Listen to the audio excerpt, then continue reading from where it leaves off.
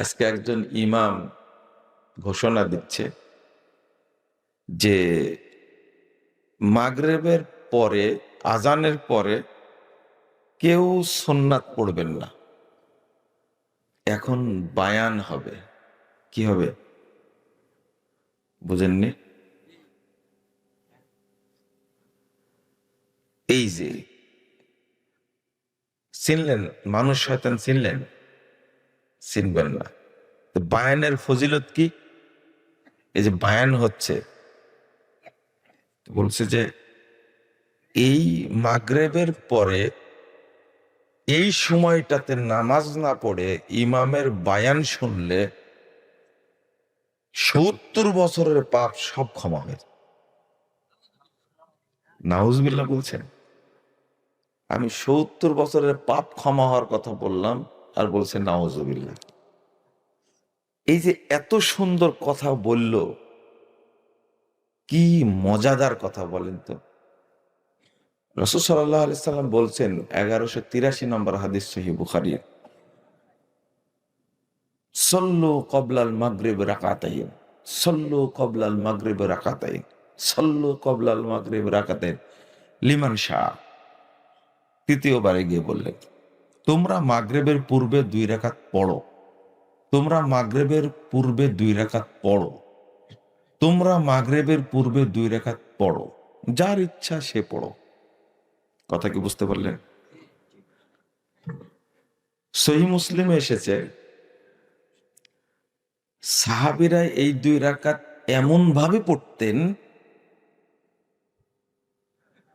ইযা আতার রাজুল গরীব, অপরিচিত লোক যখন আসতো, সে মনে করত কদ সুল্লিয়াত, মাগরিবের সালাত শেষ হয়ে গেছে, এখন তারা কি পড়ছে? সুন্নাত পড়ছে। বুঝতে পারলেন কি? এই সুন্নাত, মাগরিবের পূর্বে 2 রাকাত সুন্নাত সাহাবীরা এমন ভাবে পড়তেন, একজন লোক তখন আসলে মনে করত মাগরিবের সালাত কি হয়ে গেছে?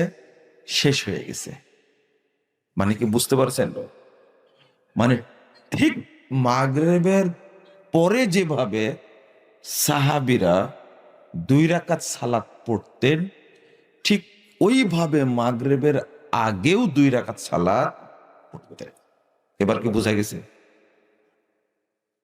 আর এই 2 রাকাত সালাত বাতিল করার জন্য অনেকে হজে যাইতো, ওমরায় যায়, তারা দেখে আসে যে সালাত এমন ভাবে পড়ে মাগরিবের 2 রাকাত।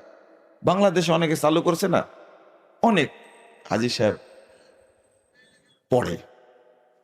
এই সালাত বাতিল করার জন্য এই ইবলিসের এজেন্ট যারা, এই দেখেন ইমাম যারা, আলেম যারা, এরা বলছে মাগরিবের আজানের পরে বায়ান হবে, এখন কোনো নামাজ হবে না। আর এই সময় বায়ান শুনলে ৭০ বছরের সব পাপ ক্ষমা হয়ে যাবে। বুঝতে পারলেন আপনি? কি সুন্দর একটা ফজিলত যোগ করেছে, খেয়াল করেছেন? আর কেউ নামাজ পড়বে 2 রাকাত? বুঝেননি? শুধু এই মিথ্যুক ইমামের, এই মিথ্যুক খতিবের, এই পথভ্রষ্ট আলেমের বক্তব্য অল্প টাইম শুনলেই কয় বছরের পাপ ক্ষমা হয়ে যাবে? ৭০ বছর। চিন্তা করতে পারছেন আপনি? বুঝেননি মনে হয় আপনি এখনো। এই লোভ দেখালে কেউ সুন্নাত পড়বে? এই জন্য এই কাজ করেছে। হারামখোর কাকে বলে বলেন দেখি? এই যে আল্লাহর নবী যে আল্লাহ বলছেন যুখরুফাল কওলে গুরুরা, কথাটা বলবে খুব মজাদার, খুব মজাদার, কিন্তু কি জন্য বলবে? বলেন কি জন্য? ধোঁকা দেওয়ার জন্য। আল্লাহ বলছেন ধোঁকা দেওয়ার জন্য।